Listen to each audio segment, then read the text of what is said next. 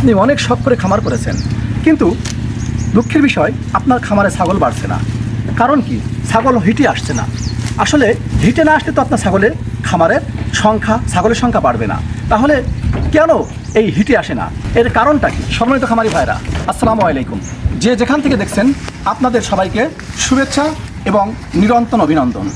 আসলে আমরা কমার্শিয়ালি বা শখের বসে ছাগলের খামার করে থাকি, কিন্তু অনেকগুলো কারণে আমাদের এই ছাগলের খামার নষ্ট হয়ে যায় বা ছাগলের খামার লাভজনক হয়ে ওঠে না।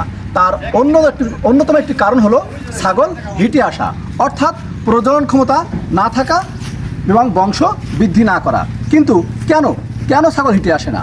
ছাগল হিটে না আসার অনেকগুলো কারণ আছে। তার অন্যতম একটি কারণ হলো যে ছাগলের পুষ্টির অভাব। যে পরিমাণ প্রোটিন, মিনারেল এবং লবণের দরকার সেই পরিমাণ সাপ্লাই না দেওয়ার কারণে কিন্তু ছাগলগুলো হিটে আসে না, যার ফলে কী হয়? ছাগল দুর্বল হয়ে যায়। এবং শুধু তাই না, আরেকটি অন্যতম কারণ হলো কৃমি, অর্থাৎ আপনি জানেন যেটাকে বলা হচ্ছে পরজীবী, যেটা প্যারাসাইট।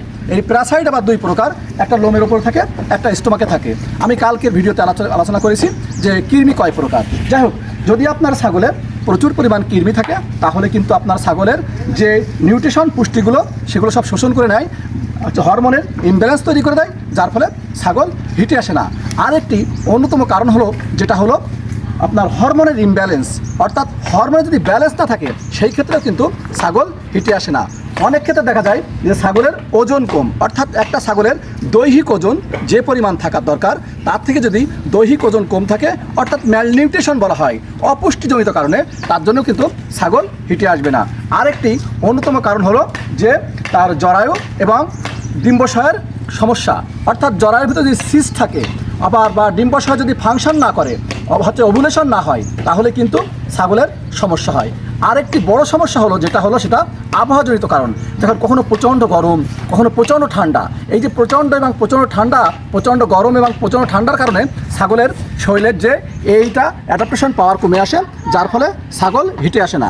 আমরা যদি এইগুলো যথাযথ ম্যানেজমেন্ট করতে পারি তাহলে আমার বিশ্বাস ছাগলগুলো হিটে আসবে।